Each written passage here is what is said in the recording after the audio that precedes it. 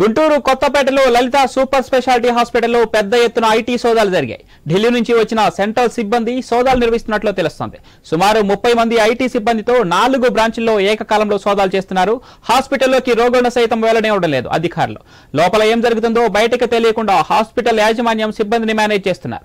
Right, ఇదే అంశానికి సంబంధించి మరింత సమాచారం మా గుంటూరు ప్రతినిధి సాంబశివరావు ఫోన్ లైన్లో అందిస్తారు. ఎస్ సాంబశివరావు, డీటెయిల్స్ ఏంటి?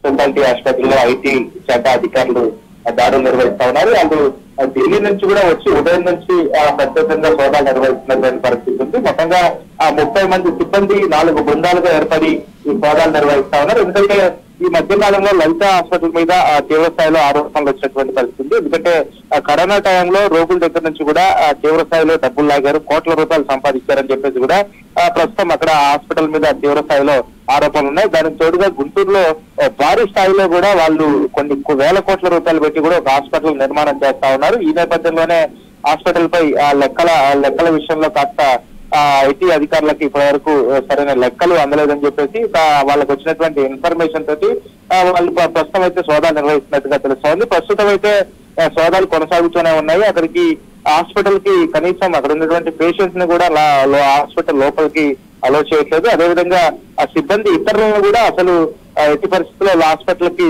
లోపలికి అలో చేయకుండా గోప్యంగా వస్తున్నటువంటి పరిస్థితి అయితే కనపడతా ఉంది. ఐటీ అధికారులు మాత్రం ఆ తీవ్ర స్థాయిలో వాళ్ళు సోదాలు చేస్తా ఉన్నారు. వాళ్ళకు ఉన్నటువంటి ఒక 4 బ్రాంచుల్లో కూడా ఈ సోదాలు నిర్వహిస్తున్నట్టుగా తెలుస్తా ఉంది. అయితే మొత్తంగా మరి ఈ సోదాలకు సంబంధించి పూర్తి వివరాలు మాత్రం సాయంత్రం ఐటీ అధికారులు సోదాలు నిర్వహించి పూర్తయిన తర్వాత తెలిసే అవకాశం అయితే కనపడతా ఉంది. కేవలం అయితే గతంలో ఎప్పుడైతే కరోనా టైంలో ఎక్కువ స్థాయిలో డబ్బు పేషెంట్స్ దగ్గర నుంచి వసూలు చేశారు, కరోనా టైంలో ఎక్కువ దండుకున్నారనే అంశం పైనే ఐటీ అధికారులు సోదా చేస్తున్నట్టుగా తెలుస్తా ఉంది. పక్కా ఇన్ఫర్మేషన్ ప్రకారం ఐటీ అధికారులు సోదా చేసినట్టుగా తెలుస్తోంది. పూర్తి వివరాలు మాత్రం సాయంత్రం వరకు తెలిసే అవకాశం ఉంది. Pavan, thank you Sambasivarao.